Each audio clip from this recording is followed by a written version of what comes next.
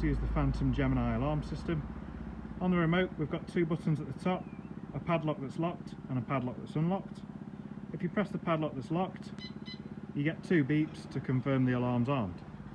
If you press the padlock that's unlocked, you get three beeps to confirm the alarm's disabled. If you want to put the alarm on and leave a pet inside, you can press this button in the bottom left and that will disable the sensors but still arm the alarm. You get one beep to confirm.